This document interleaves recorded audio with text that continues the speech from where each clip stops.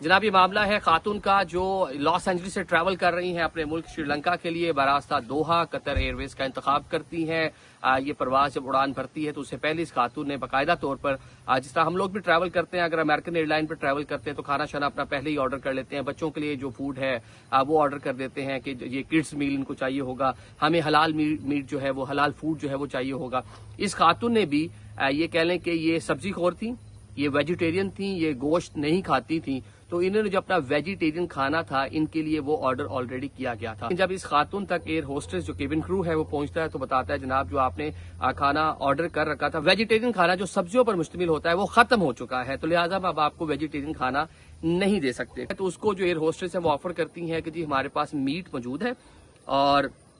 इसकी जो डिशेस बनी हुई हैं तो अब आप इसी को खा लें, इसी पे इक्तफा करें, बाकी हमारे पास कोई खाना शाना नहीं है। ये खातून जो है वो खाना खाती हैं, खाना खाने के चंद मिनटों बाद ही इनका सांस जो है वो रुकना शुरू हो जाता है। अब जो कह लें कि चीज़ें सामने आई हैं, पूरी उम्र वो वेजिटेरियन थी, पूरी उम्र कभी उन्होंने मीट खाया नहीं। अब इसके अंदर बहुत सारे कह लें कि आपकी जो अंदर के जो मामलात हैं, लेट्स सपोज के बना हलाल खाने वाला अगर हल्का से भी हराम खाना खा लेगा इधर अमेरिका आके या किसी मुल्क में आके तो उसको अंदर से पता नहीं कुछ फील होना शुरू हो जाएगा, वो वॉमिट कर देगा, उसके अजीब तासुरात बदल जाएंगे, उसको पता नहीं बिल्कुल इसकी चीज़ उल्टी पुल्टी हो जाएगा ना सारा मामला। इसको कैसे समराइज किया जाए, तो वही सूरत हाल इस खातून के साथ बनती है। ये मीट खा तो लेती हैं लेकिन साथ इनका दम घुटना शुरू हो जाता है।